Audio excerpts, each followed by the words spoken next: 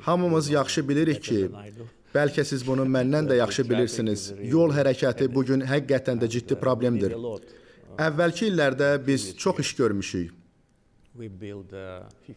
50 tunel, 50-yə yaxın körpü inşa etmişik. Yolları genişləndirmişik. Təkcə Bakıda 2500 kilometr yol salınmışdır. Təsəvvür edin, şəhərin daxilində 2500 kilometr yol.